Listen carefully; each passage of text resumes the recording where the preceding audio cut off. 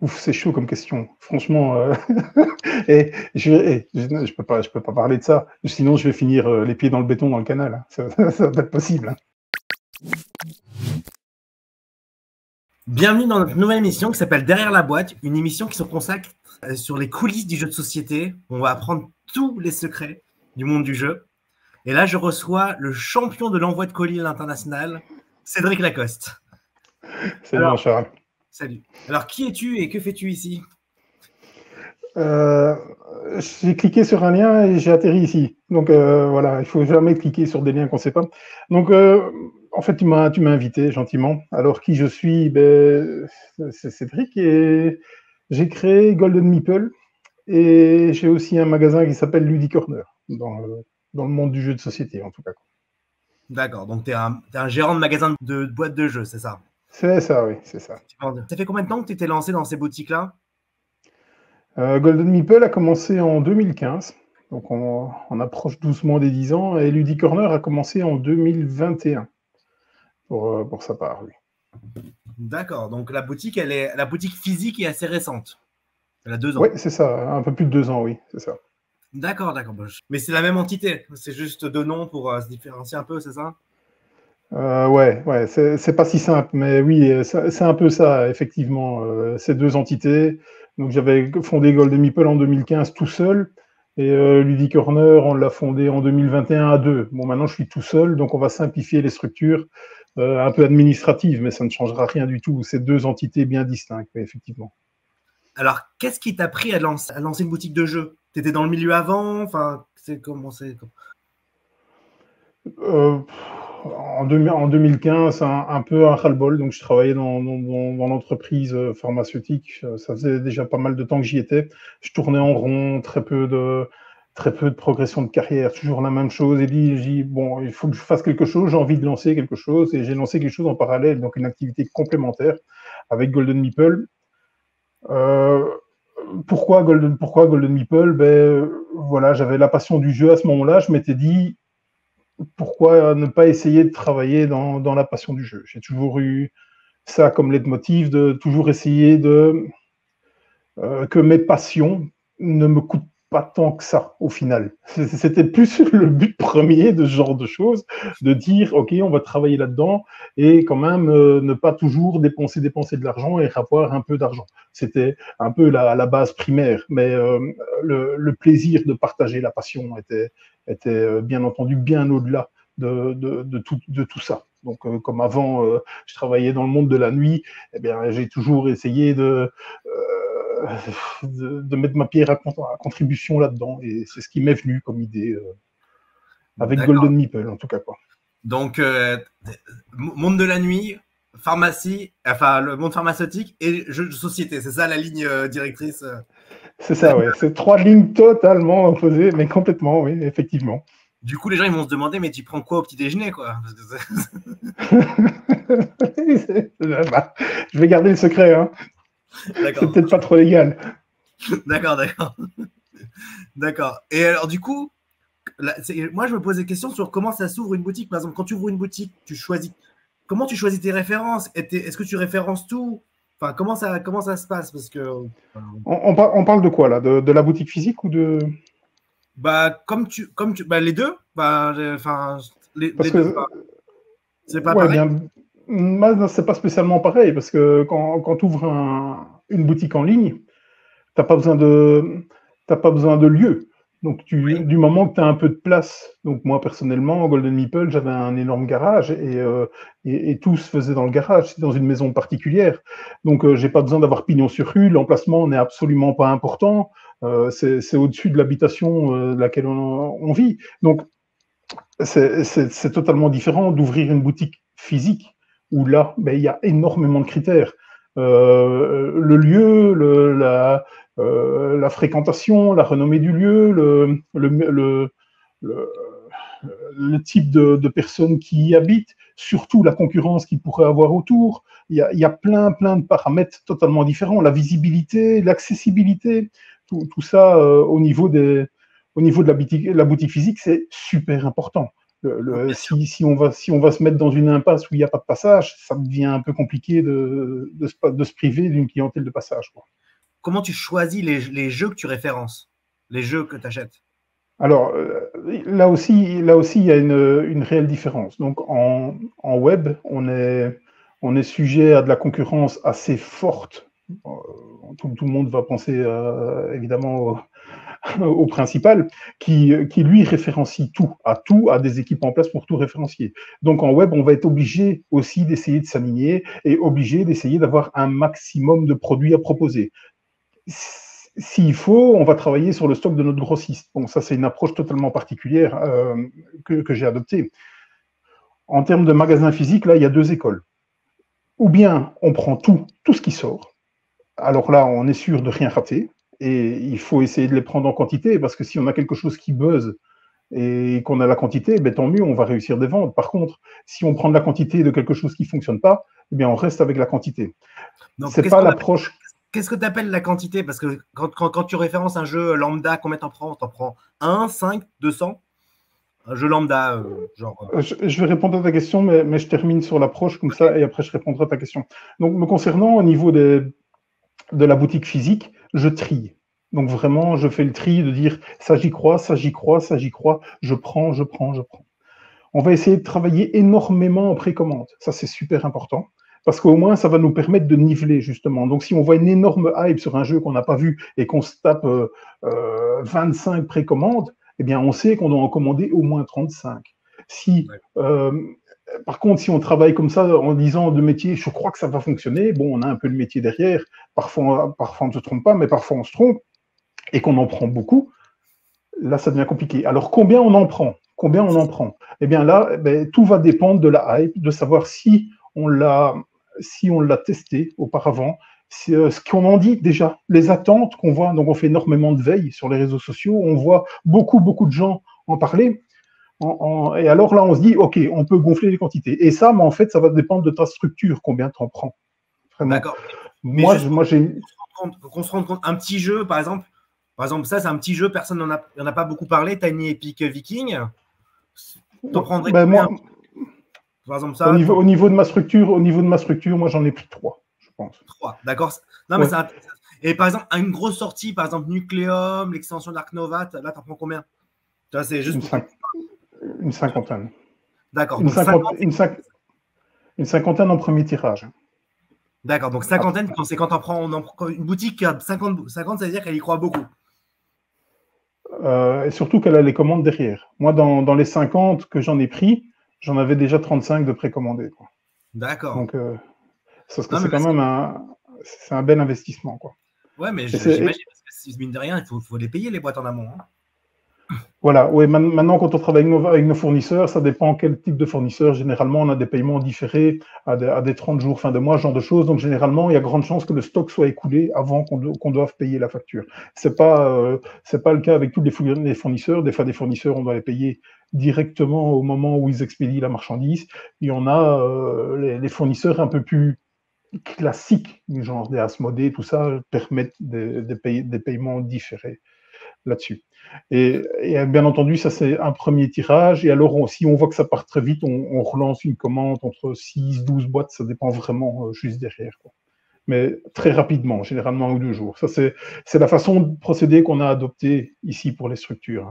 J'aurais très bien pu en prendre 80 d'un coup et voir ce qui se passe après. Ouais, mais là, c'est un énorme risque. Et j'ai eu un cas qui était un peu particulier, à savoir que quand Wispan est arrivé, on en parlait partout.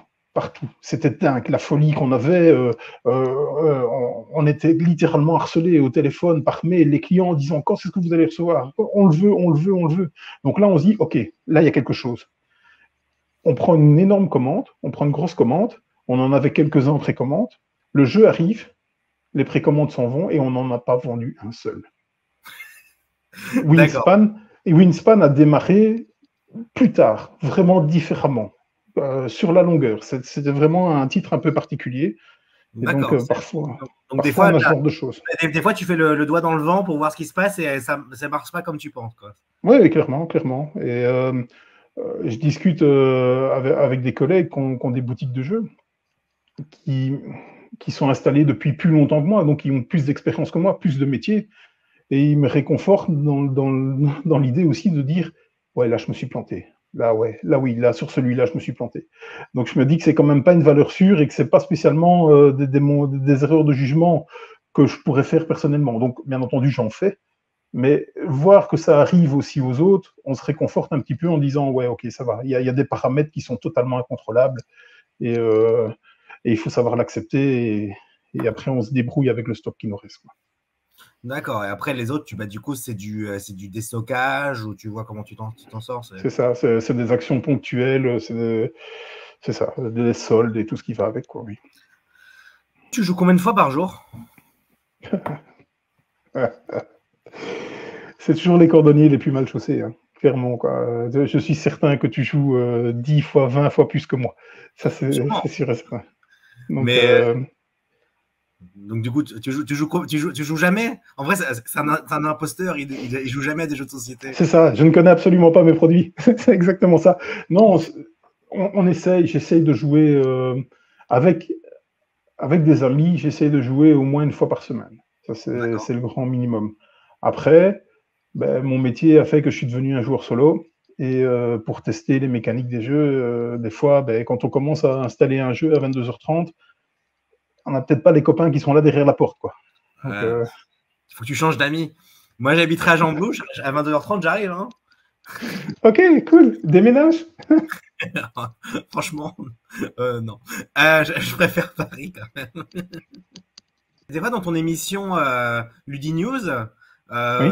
sur ton émission Golden Meeple, Oui. tu dis bah, celui-là, il n'est pas bien. Alors, déjà, ma première question, c'est pourquoi tu le références et après, comment tu les vends?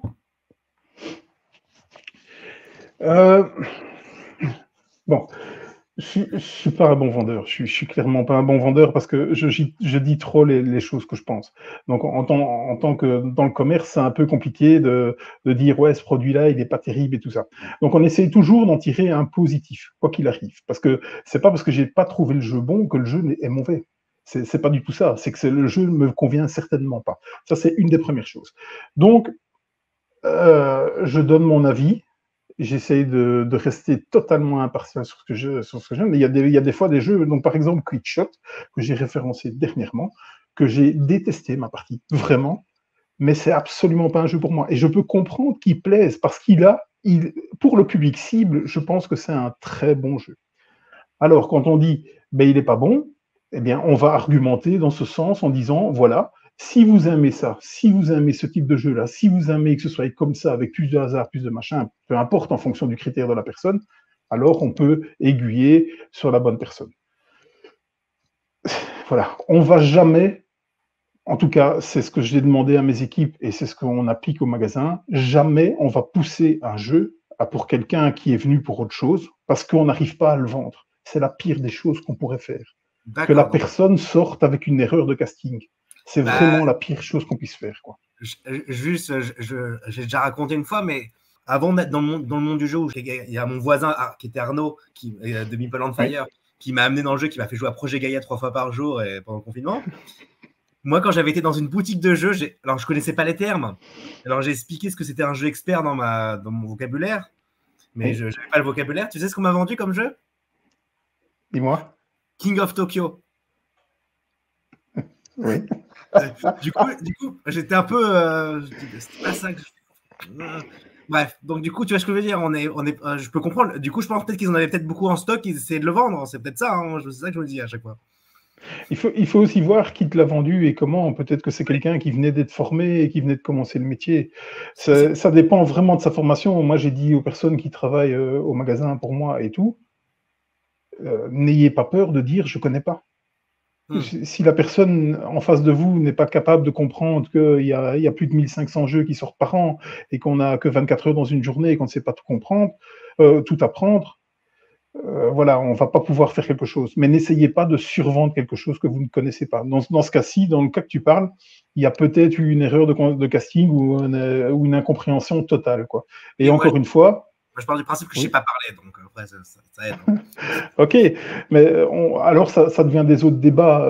L'As d'or expert, est-ce que c'est un jeu expert? Voilà, donc chacun va y mettre son curseur où il l'estime. Donc peut-être que pour lui, King of Tokyo était un jeu Avec beaucoup de réflexion et de stratégie. Moi, c'est ça que j'avais posé Ouais, mais voilà, et c'est une des premières questions que je pose à mes clients, c'est à quoi vous jouez? Quel est le jeu complexe pour vous? Il n'y a pas de mauvaise réponse. S'il te dit, moi, le jeu le plus complexe que j'ai joué, c'est les Aventuriers du Rail, tu sais jusqu'à quelle limite tu peux monter, tout simplement.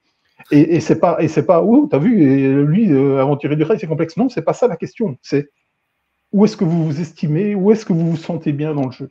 Et alors, à ce moment-là, tu nivelles par là. Entre King of Tokyo et Projet Gaïa, il y a effectivement 10 km de différence, on est bien d'accord.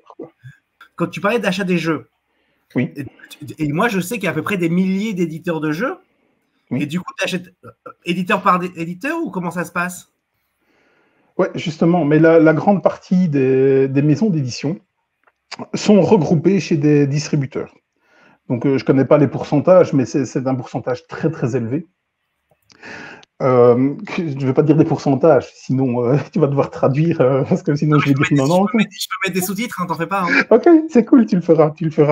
Donc je ne sais pas, ouais, on doit certainement être dans les 85-90% qui sont certainement chez les distributeurs. Donc tout est un peu centralisé. En France, vous avez du Néoludis, vous avez des Surfing Meeple qui sont assez grands. Nous ça switch sur d'autres noms en Belgique. Ça devient des Geronimo et ce genre de choses. Et donc, par exemple, si on prend le cas d'un Geronimo en Belgique, on va y retrouver du Lucky Duck, du Super Meeple, du Blue Orange. Tu vois, donc toutes les maisons d'édition sont un peu regroupées. Chez Asmodée, on va retrouver tous les studios Asmodée, hein, Space Cowboy, Repos Production et Bombix et tout ça. Et donc c'est un peu centralisé quand même. Il y a très très peu de maisons d'édition qui s'auto-distribuent. D'accord. Déjà, c'est plus simple pour toi, déjà. C'est des colis, ça, quoi. C'est plus simple. Oui, mais ça fait quand même une énorme partie de fournisseurs. Hein. On en a au moins une cinquantaine quand même. Hein, facile. Ah, quand même. Ouais, non, surtout quand on s'ouvre à l'international, quoi. Donc là, on ouvre la boîte de Pandore, quoi. D'accord. Et du coup, est-ce que ces centrales d'achat t'obligent à prendre certaines références ou certaines quantités? Non, pas. Ça dépend lesquels, en fait. Ça dépend lesquels, mais non. 99% des gens, non. Un fournisseur te dit, voilà, tout est disponible. Généralement, c'est dans les quantités que tu veux. Donc, si tu as envie de ne prendre qu'une boîte, tu prends une boîte. Et rares sont les fournisseurs qui te disent non, c'est une caisse de X jeux, 6, 8, 4 jeux, ça dépend la taille du jeu. Donc, ça, c'est vraiment la toute grosse majorité.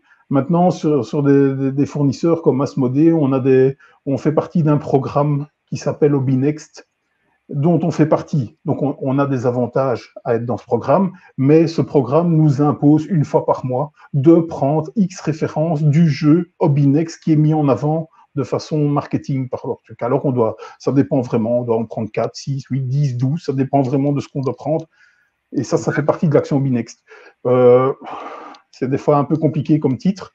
C'est des titres sur lesquels ils croient qu'il y a du marchandising qui est fait. Des fois, ça part pas. Mais ça fait partie du jeu. Et au final, vu ce qu'on a à faire partie de ce programme-là, est quand même nettement plus intéressant de ne pas faire. Je suppose que plus t'en prends, moins c'est cher. Enfin, non, rien à voir.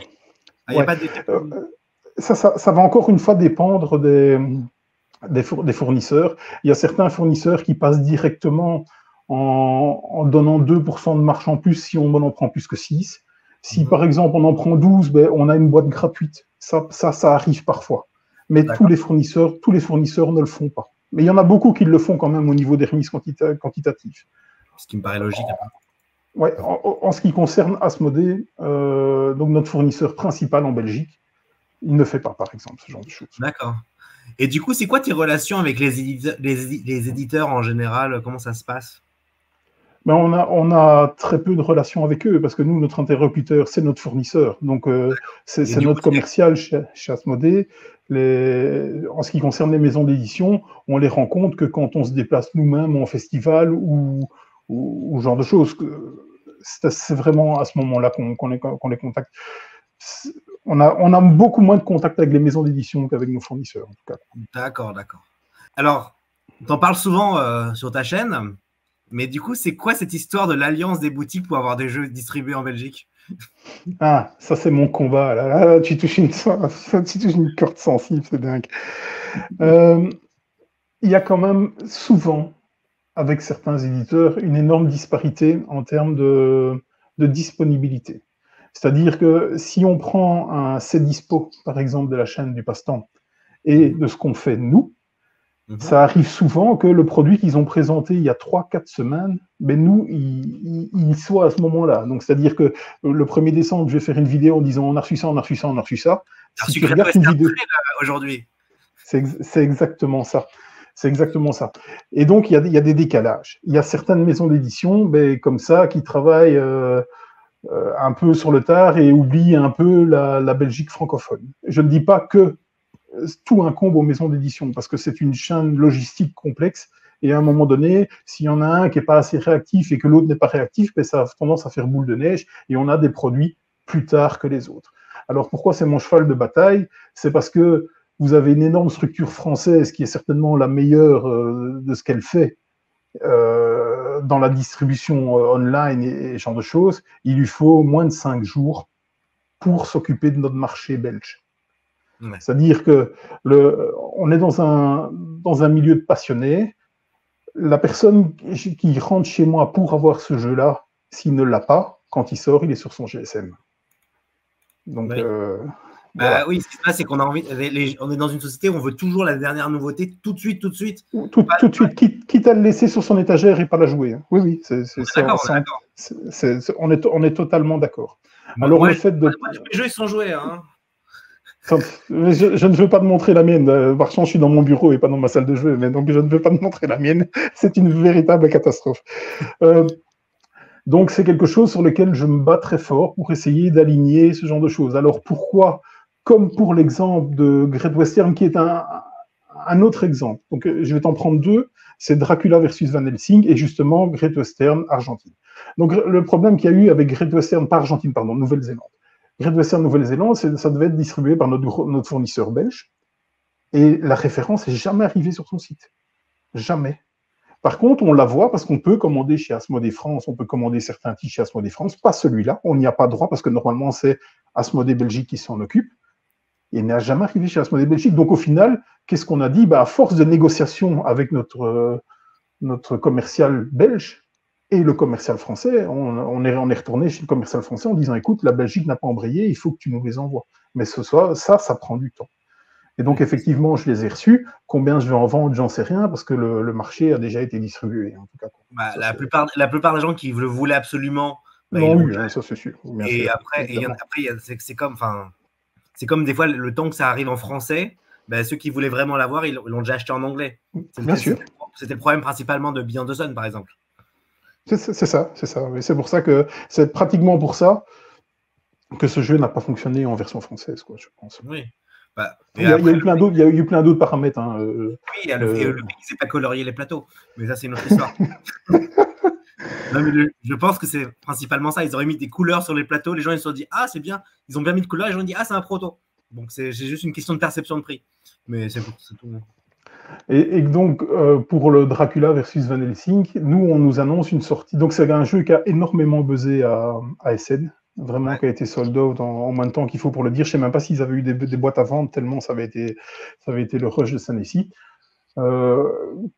Comment on fait là? Eh bien, on fait jouer un réseau de boutiques, tout simplement. Eh bien, donc, on demande à une boutique française de commander. Parce que vous, en France, là, maintenant, il est là, Dracula versus Van Helsing. C'est cette semaine-ci ou la semaine passée. C'est la semaine dernière. Ouais, c'est ça. Et nous, nous, ce ne sera pas avant février-mars. Pour quelle raison? Il y a des choses que je ne sais pas. Je sais pas. Des fois, il y a des fameuses versions localisation franco-néerlandaise, parce qu'on est un tout petit pays qui a plusieurs langues dedans. Donc, quand on veut essayer d'avoir une marge territoriale peut-être un peu plus étendue, on va le localiser en néerlandais aussi. Et donc, tout ce travail fait que ça prend du temps pour arriver. Mais donc, au final, si je n'ai pas les Dracula versus Van Helsing, je vais peut-être en vendre 2-3 dans ma boutique. Mais au niveau de la boutique web, c'est terminé, le marché est déjà fini. Donc, on demande à une boutique française de les commander et de les rapatrier un envoi en Belgique, quoi. Et vice-versa, ça marche dans les deux sens, parce que parfois, il y a des jeux comme le Azul Mini, par exemple, on l'a eu des semaines avant la France. Pour quelle raison? J'en ai aucune idée. Je ne sais pas expliquer ce genre de choses. Et bien donc, on en a envoyé à certaines boutiques françaises qui nous ont demandé, oui, parce que ça marche dans les deux sens, bien sûr. D'accord, donc du coup, c'est marrant. Je trouve c'est bizarre parce qu'ils devraient comprendre. De toute façon, pour eux, c'est pareil, ils en vendent autant. Donc, mais non, tu vois, toi, t'en vends moins. Mais pour monsieur pour Great Stern, ils en vendent autant. Parce qu'ils sont en France ou en Belgique, c'est pareil, quoi. Voilà. Alors, où il y a une différence, c'est que la maison d'édition Plan B va vendre 1000 boîtes, par exemple. Et dans ces 1000 boîtes, ça passe chez les fournisseurs.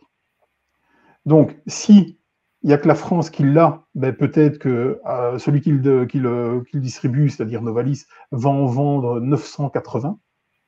Et au final, quand ça va tomber en Belgique, ben il va avoir que les miettes parce que le marché français a déjà tout inondé. Et donc, ce que moi, je ne vends pas en Belgique, mon fournisseur belge ne le vend pas non plus en Belgique. Donc, lui aussi, il est lésé. Donc, c'est ça que c'est assez incompréhensible, ce genre de choses, que ce ne soit pas nivelé à plat, d'autant plus qu'on a tellement de facilité d'interagir entre les marchés français et belges.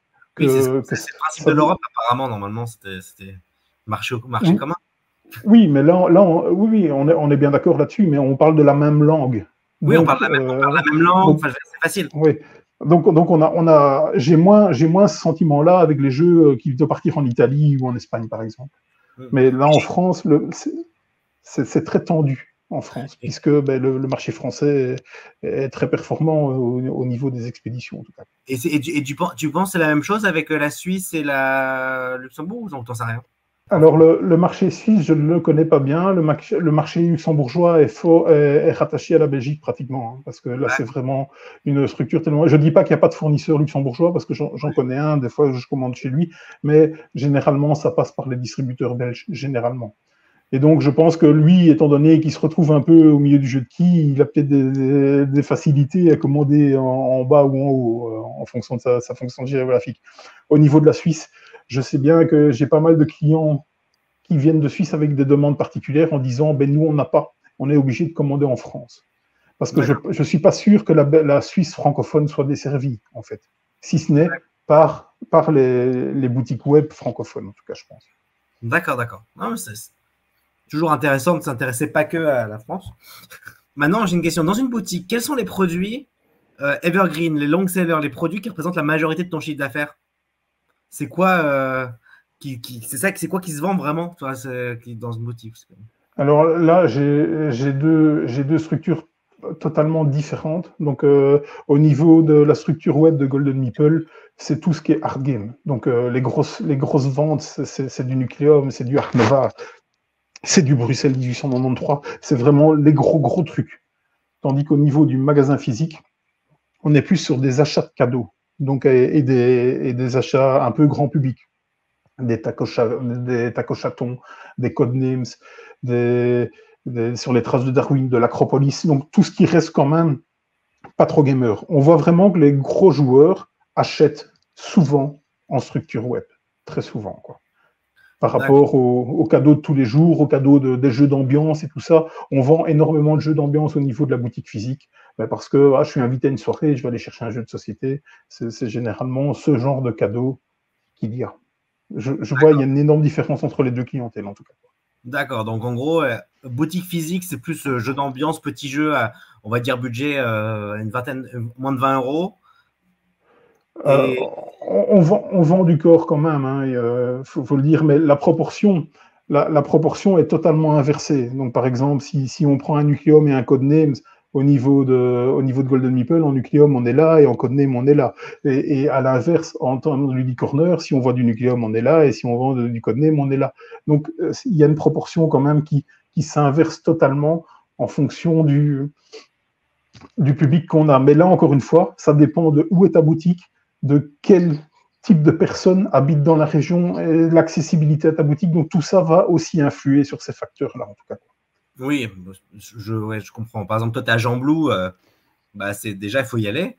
Non, mais il y a moins de gens, alors qu'à Paris, je pense qu'il y a plus de gros joueurs qui peut-être vont peut-être aller dans la boutique juste en bas de la rue parce qu'ils n'ont pas la flemme d'aller sur Internet, quoi. Donc il peut y avoir ça aussi.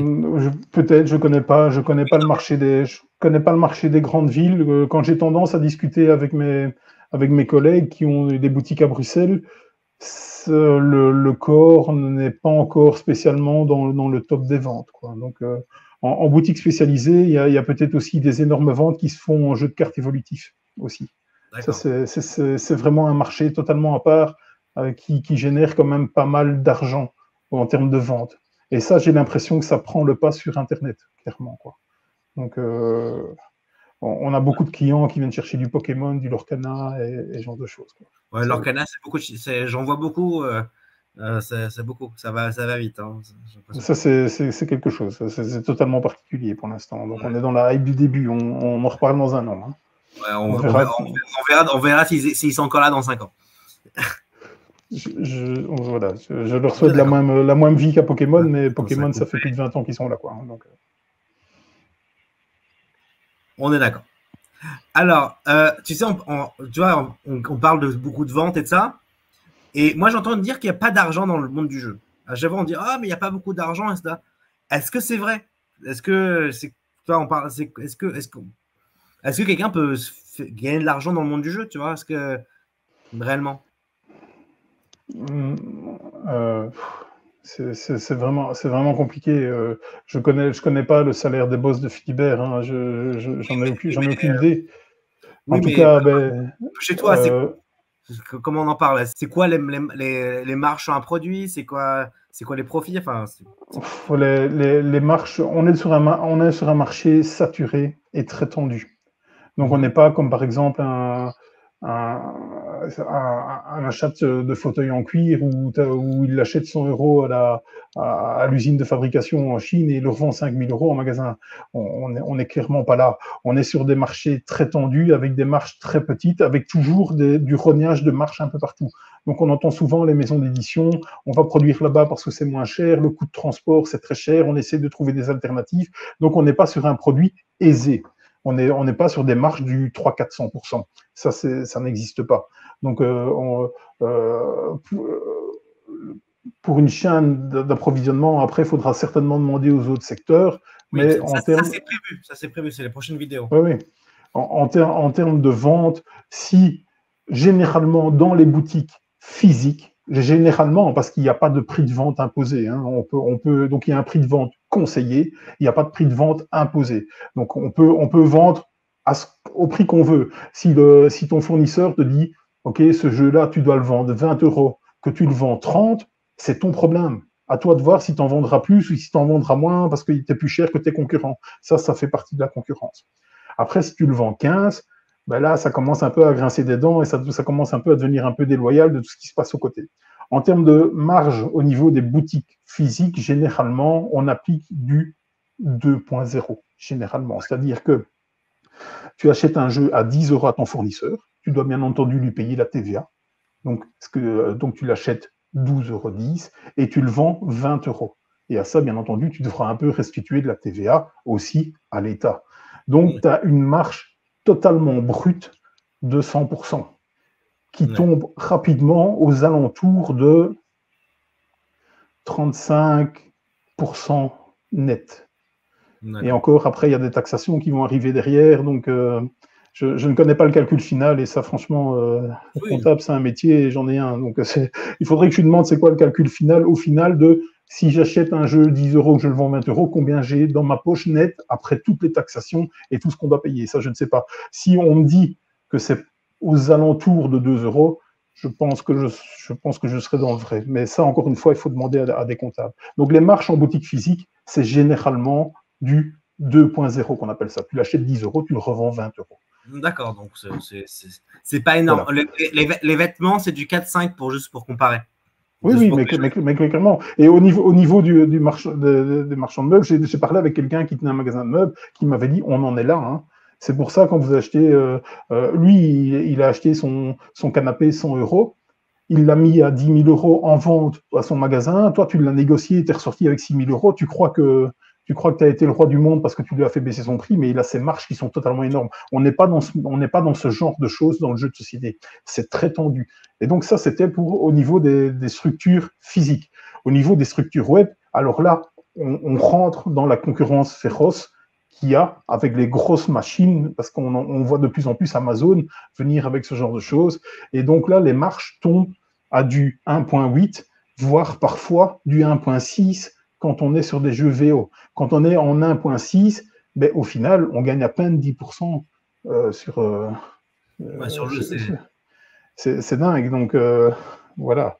Et donc, on va travailler sur les transporteurs qui sont un peu moins chers que d'autres en fonction des services. Et donc, voilà. Donc, ben, ça, c'est toutes les chaînes logistiques qui se mettent en place. Et on essaie de gagner de l'argent, enfin, pas de gagner, de moins dépenser de l'argent où on est. Mais du coup, tu arrives à payer tes employés? Tu as combien d'employés avec tout ça? Entre Golden Meeple et Luddy Corner, tu as combien d'employés? J'en ai que 2 pour Luddy Corner, et ce ne sont pas des temps pleins. Et donc, il faut savoir qu'à l'heure actuelle, moi, je ne me paye pas encore. Je ne prends pas de salaire. Tout ce que je gagne, je le réinvestis pour justement essayer de faire progresser mes structures et justement derrière, à la fin, me dire, OK, maintenant je ralentis, je me paye un salaire, j'ai mis des bases saines en place, je vais payer mon personnel et tout ça. Mais donc, il y a des structures qui ont beaucoup plus d'employés que moi et qui arrivent parfaitement à en vivre et à se payer. Moi, c'est un choix de vie, en tout cas. Oui, non, mais on est d'accord. Mais après, comme tu dis, ta boutique, elle est là depuis pas très longtemps et en général, chef d'entreprise, les 5 premières années, si on ne se paye pas, c'est à peu près normal. Alors. Et donc, il faut savoir qu'il y a eu, au début de Golden Meeple, parce que quand j'ai dit ça fait 8 ans, ça fait plus de 8 ans que Golden Meeple est en route, j'ai voulu maintenir Golden Meeple à quelque chose de très très soft, qui a explosé tout simplement pendant le Covid. Voilà, donc Golden Meeple peut être aussi considéré comme un peu nouveau, puisqu'il a vraiment explosé pendant le Covid. Avant le Covid, moi j'avais vraiment ma petite clientèle tranquille, je ne cherchais pas à me développer plus qu'autre chose. Donc effectivement, comme tu dis, les chefs d'entreprise qui ne se payent pas les premières années, eh bien j'en suis encore là pour l'instant. D'accord. Bon, bah, très bien. Bah, du coup, on va arriver sur la fin de l'interview. Il me reste 2 questions. Ouais, dis-moi. Alors, si tu devais conseiller 3 jeux, ça serait lesquels et pourquoi? Waouh, comme ça à froid. Boum. Attends. Ça, c'est vraiment comme ça, là c'est hard comme question. C'est vraiment un salaud. Écoute, j'ai eu une grande affection pour SkyTeam cette année-ci. Vraiment, j'ai beaucoup aimé. Maintenant, je suis un joueur coop aussi. J'ai trouvé ça vraiment très bien foutu. Le matériel est bien. Au niveau de l'immersion, on y est quand même. Enfin, j'ai trouvé que ce produit était bien. Et c'était quelque chose d'assez cool là-dessus. J'ai eu un petit coup de cœur aussi cette année-ci Sur les traces de Darwin, qui est un jeu familial. Parce que là, encore une fois, l'édition est qualitative. Waouh, c'est quelque chose de fou. Le jeu tourne, il est fluide, ça reste du familial, c'est du 8+. Il y a un petit appendice si vous voulez vraiment vous plonger dans l'histoire de tout ce qui s'est passé de ce côté-là. Je trouve vraiment que c'est pas mal. Donc voilà, on a un jeu familial, on a un jeu coop. On va essayer de monter dans un jeu un peu plus dur. Je dirais peut-être la réédition de Bruxelles 1893, que je n'ai pas encore testé. Moi, j'ai joué l'ancien. C'était un des premiers gros jeux que je jouais. Je suis tombé en amour pour ce jeu. L'auteur est quelqu'un de super sympa. Vraiment, je l'aime beaucoup. Très accessible, très humble.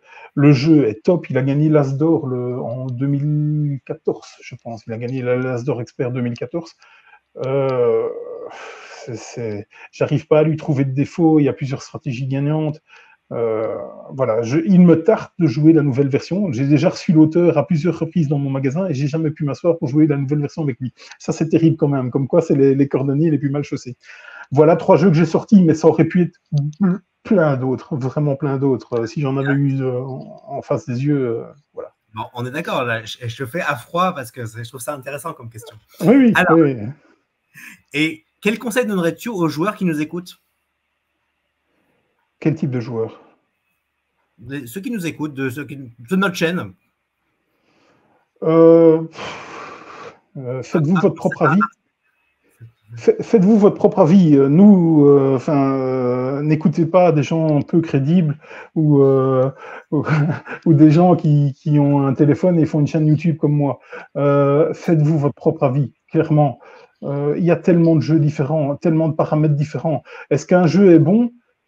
Je pense que ce n'est que 50% de l'expérience ludique, si les mécaniques d'un jeu. Après, tout ce qui fait le bon jeu, c'est les gens qui sont autour de la table, son humeur, son état de fatigue et tout. Donc, faites-vous votre propre avis. Allez jouer en association. Je ne vous dis pas d'acheter le jeu et dire, OK, ça va, c'est pas bon, je le revends. Non, allez en association. Il y a toujours moyen de tester les jeux, quoi qu'il arrive, chez des amis, partout. Donc, voilà, faites-vous votre propre avis. Ne vous laissez pas goûter par les influenceurs. Bien entendu, moi, je suis aussi certaines de la chaîne. Je regarde ta chaîne, je regarde d'autres chaînes. En fonction de ce que vous dites, je pourrais me dire éventuellement, ouais, lui, généralement, je suis assez d'accord avec ce qu'il dit dans ses goûts. Je m'identifie un peu à lui. Donc, effectivement, je vais plutôt tester ce jeu-là plutôt que c'était ça. Donc, effectivement, je me suis fait influencer un petit peu. On est bien d'accord là-dessus. Mais je veux me faire mon avis quand même, clairement. Quoi. Donc, les derniers avis, c'est le mode solo de Beyond the Sun, où tout le monde dit que c'est pas bon. Je veux confirmer aussi que le mode solo de Beyond the Sun n'est pas bon. Donc, je vais le tester. Je verrai bien. Oui, surtout que tu aimes bien ce jeu, donc faut que oui, j'aime beaucoup ce jeu, clairement. Quoi. À 3, oui. C'est vraiment bien. Moi, j'aime pas ce jeu. Mais personne n'est parfait, Jean-Marc. Jean-Marc, c'est toujours une cravate.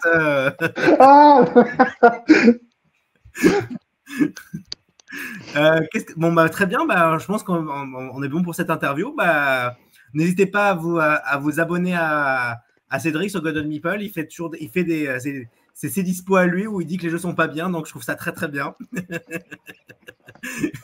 Ah, t'es dur. On en dit parfois du bien. Quand même, oui. Oui, non, mais voilà. Et voilà. Et il se plaint que les jeux n'arrivent pas en Belgique. En gros, c'est ça. Oui, ça, à chaque fois. Mais si je ne râle pas, ce n'est pas une bonne émission. Hein, ça ne va pas. Hein. Non. Bah, très bien. Bon, bah, à bientôt. Et normalement, on va faire d'autres vidéos dans le domaine. Donc, je suis très curieux d'avoir le point de vue des autres. Ça m'intéresse énormément. On va essayer de faire maison d'édition, créateur de jeux. Enfin, on va faire tout le back-office des jeux. Comme ça, on va comprendre un peu comment ça se passe dans notre univers de jeux. Eh bien, je suis très curieux. C'est un très, très bon concept. Et je te remercie de m'avoir fait participer à ça. Voilà. Donc, je suivrai ça avec la plus grande attention, en tout cas. Quoi. Ok, super. Bon, bah, bye. Un tout grand merci. Hein. Salut, à bientôt. Hein.